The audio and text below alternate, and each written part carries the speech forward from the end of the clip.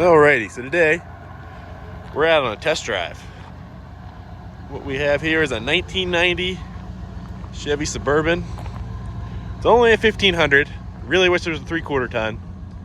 Really wish it was a barn door truck, but you take what you can get out here. Fella's asking $2,000 for it. Running, driving, drives pretty good. Steering's a little rough. Overall, the paint's really rough. The body is pretty decent for out here. It's got some holes. Needs some rockers. Frame's in immaculate shape. I gotta check the hinge area for this. Those go out really bad. This side's a little worse, but not too bad. Probably hiding a ton of rot under those little panels. But I mean, all in all, check out the interior. We got some toddler poop brown in amazing shape. Complete power truck. So power windows, power locks, power mirrors. About a quarter of it works. Manual 4x4, automatic. This thing's sweet. I think she's gonna come home with me. Hopefully the guy will let me take some videos at his house. He's got some other sweet square bodies. But let's get her back and see if I can make a deal.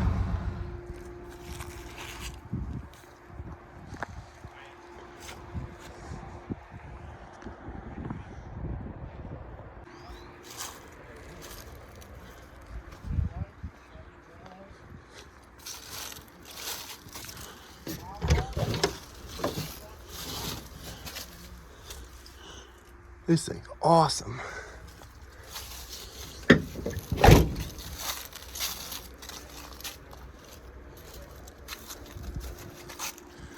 Another mud truck.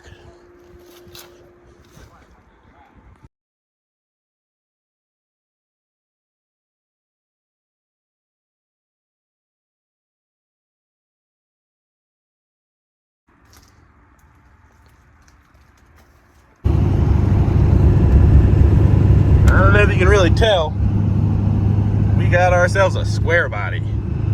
Running into some traffic out here. Getting absolutely dust stormed. But hey, I'll take this traffic any day.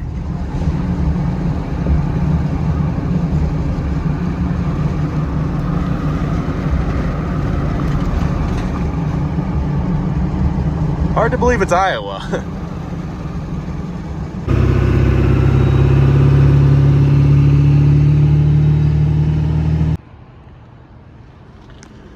Stopped down here in Guttenberg, Iowa. Grabbed a Keurig sandwich from the Quick Stop. So far, towing pretty good. This is one of the heavier things I've had behind my truck in a while, so. And one of the bigger footprint things I've had on my trailer. As you can see, it's a little close up here. But got it sitting pretty good. And it's riding pretty good. Taking her slow on some of the hills, of course, but otherwise the old 7.3 is doing fine.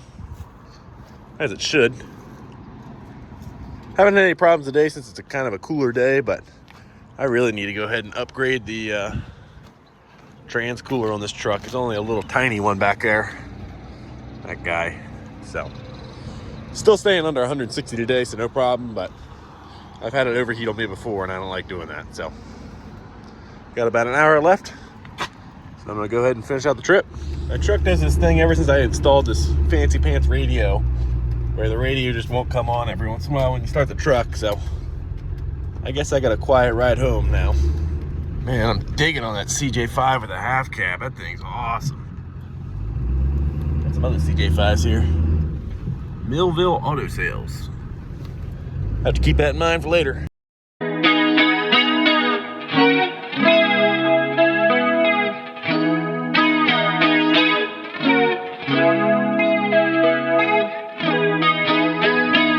Well, the train in the Ford's getting a little hot. She's up to like 180.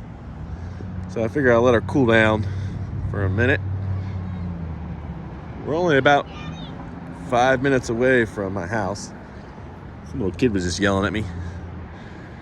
Only about 5 minutes away from my house, but I figured then we'll do a quick little walk around. So, coming up here, we got some tires that are meh. A little bit of cracking, but not too bad. It's a pretty serious inner fender rot there, but all in all, the rest of this fender looks cherry. Front rocker looks good. Front door looks good. Hopefully I'm not too scared when I pull these covers off. The running boards I don't mind. They're still pretty tough. We'll see if those hang around. No rust inside. Coming back here, we need a rear rocker, but no cab corner or anything like that. And the front looks good until we get to the back. This is probably the worst rust of the truck. I don't necessarily want to pull that off yet, but yeah, definitely the worst rust of the truck. Wouldn't be too bad of a panel I have to redo. Come around here, she's not a barn door truck, which I really wish it was. Back window, as you can tell, not currently working. I can hear the motor works, but must be off the track or something. This side's the worst side of the truck out of the two. Rust comes up a little higher here, which is a shame. That's gonna be a pain to fix. And of course we need the rear part here again. The front here is a little worse, or would need to be fixed. We got a rear rocker that needs some attention. Again. Well, that door's locked. But I don't think the inside of the door's messed up. We got some missing paint here. Huh, I must have locked it. Some more missing paint. Good front fender. The hood is less painted than painted surface area. That didn't come out how I wanted it to, but another inner fender that's trashed. All in all though, whew, look how inverted that spring is. Huh, I wonder if it's bent. Coming underneath it here, I don't know how much you can see, but in really pretty good shape. That running board's also strong. Let's go check out the interior. So this interior is one of the things that sold me on this truck. It is near immaculate, other than the headliner missing. That's some sort of rear AC rear heater. There's some controls up there on the dash right there that turn it on. It sounded like the heater portion worked. The guy said the AC does not work. All power doors. Pretty sure there's a rear bench hiding under there that's a different color. Check out that dashboard. Dashboard, some sort of fake wood paneling. I really like it. Got a trailer brake controller. Has a pretty good hitch on the rear. Like I said, complete power doors, power locks, power windows. Most of which does not work, but you'll have that. Looks like she's got just under 230,000 miles. A little higher than I'd like, but it doesn't bother me on this truck. It's said to have had a crate motor relatively recently. Some registration. Ashtray. Got some sort of aftermarket Pioneer. I know the heat works. Other than that, I'm not sure what else works in here and what doesn't yet. When I get home, I'll go a little more in depth and figuring out what works and what doesn't. Hopefully old Ford's cooled off enough now and we'll get on home. This thing really likes to overheat the transmission when you're doing slow maneuvering or going around town like this. It does fine on the highways, but if it's a little bit hot on the highways, then you pull it off into a town and sit at stoplights and back up or anything like that, that's when it likes to boil over. So doing my best to prevent that. All right, well, we got her home. It's been a few hours. I came home, took a nap. Got it fired up. It's just a 350. throttle body injected, so it runs really good. Looks like we got all our headlights except for one marker. We got 1, 2, 3 working light or windows. The driver and the rear hatch are a no-go. Looks like we got all our rear lights. It looks like it's an older style trailer plug, so I'll have to update that if I want to use that brake controller.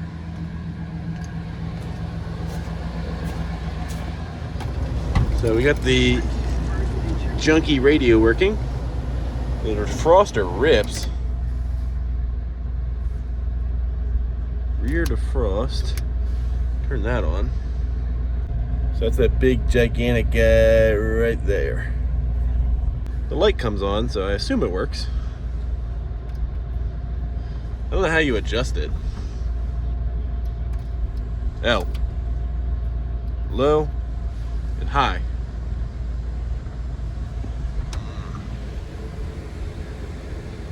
It's on. I assume it must be only electric. I wouldn't think there's coolant lines that run all the way back there. Man, I cannot get over how sweet this interior is. Dash pad's a little messed up, just like every other square body. Let's even get the door pouches. Mine's got like a little baggie in it. What kind of goodies we got over here? Some zip ties. Some paperwork. Product survey. Yeah. All right, well, sadly, it's a Saturday, so can't register this baby. Got pulled over by a cop this morning for speeding with my truck and trailer uphill. He gave me a warning, thankfully. Said I was going 62 and a 55. Like I said, uphill, so I don't know if that was true, but he did inform me that in Iowa, you have 30 days to tag and insure a vehicle after purchasing it, which I find is wild. The tags, I believe. The insurance, I just can't wrap my head around that. So I'm not going to risk getting in an accident, so I'll just wait till Monday, throw it on my insurance. We'll start driving her. One more thing. Looks like we got... He said the fuel gauge works. The oil pressure seems a little high, but maybe it works. Water temperature looks reasonable. And even the ammeter looks reasonable. Turn that off. So yeah, we're doing all right.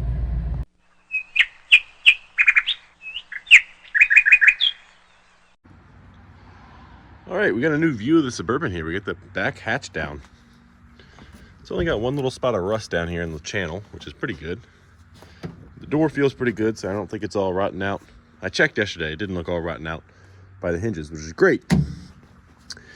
And I've actually made a big step here and got the back window figured out. So all I ended up needing to do, this motor's pretty new. It's got a QR code on it, so it's definitely not the original. That little pigtail harness is also pretty new because the old broken up one's sitting right there. It was in the back of it. And the motor was working intermittently yesterday, and then today it wouldn't work at all. And ended up tracing that to this safety switch on the side here, which is engaged by the lats. Basically, so you can't do this. All I did for now was bypassed it. I think I will go ahead and clip it and do an actual nice bypass. But window goes in and out. The function on the dash works for both directions. Back here, if we go ahead and put the key in,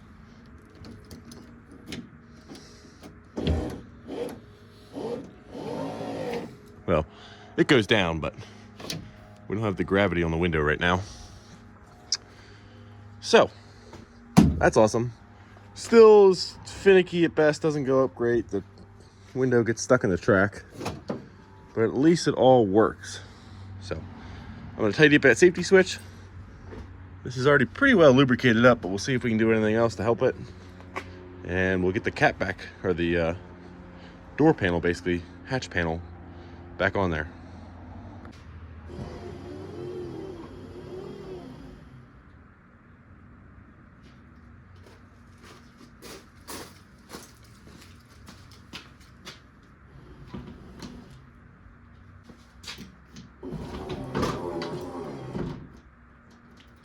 So I guess the switch in here needs to be replaced so we can go up, but it goes down nicely and goes up from the in-cab switch, so good enough for me. You might be asking yourself, what the heck I'm going to do with this truck?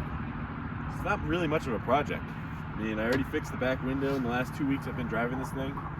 We got the back window fixed, which was just a ground fix. It still kind of is rough, but it works. We got the driver's window fixed. I did that in the middle of a snowstorm for whatever reason. What a lovely time this is. And I went ahead and threw a starter solenoid on it because it was being a little bit, you had to hit the key a couple times to get it to start. But otherwise, radio works, heat works, all the power windows work, all the gauges work to my knowledge. Doesn't really need much, right? What it does need is some cool factor. Because, let's be honest, a stock half-ton Suburban is cool, but it's not super cool. So the plan for this truck, I took about 2 weeks of driving it to decide on what I wanted to do to make sure I really liked it enough to keep it. We are going to collect some parts to go ahead and 8-lug swap it, which is really just a matter of pulling these axles out and slapping the other ones in. Suspension's the same, steering's the same, shocks are the same, as far as I know. Should be a really easy swap. That'll make it look a lot beefier. Then we're gonna throw either a 4 or a 6-inch suspension lift on it with new springs, because these springs are inverted. Then we're gonna throw some 35 or 36-inch mud tires on it and do a little bit of rust repair, rockers, and the quarters. Haven't settled on what I'll do about the body paint-wise. I love this color, but with it so faded out, I don't know what the hell I'm gonna do with it. So the hood's all messed up. I was thinking of maybe just painting that black and leaving the rest for now. I don't really have a great spot to paint it, and I'm not a fan of rattle can jobs. So yeah, lift it, 8-lug swap, and turn it into a camping overlanding vehicle, because of course it's a Suburban. It's got plenty of room to sleep in the back once I pull this third sheet and fold the front two down. Yeah, I don't know, do some light wheeling with it, take it on a couple trips. My goal is to have it done by this summer. Use it for the summer, and then after I go on a trip somewhere on it, if I really love it, we'll hang on to it. If not, we'll pass it along down the road, because it's not my perfect square body. My perfect square body would be a 70s front end, Suburban, barn doors, 8-lug truck. And although the 8-lug swap's pretty easy, the 70s front end's doable, but you gotta cut some pieces on the cow. You gotta find a complete front end. I don't know. This front end of this truck's in really good shape, so I'd hate to remove it. And the barn doors is quite the task to swap that over. I don't think that's really worth it. So yeah, that's the plan for this truck. But as of right now, I'm really enjoying just daily driving it. Been driving it for 2 weeks with no issues. So, can't complain. I paid $1,800 for this truck, and really didn't have to do anything before I put it on the road, so cannot complain.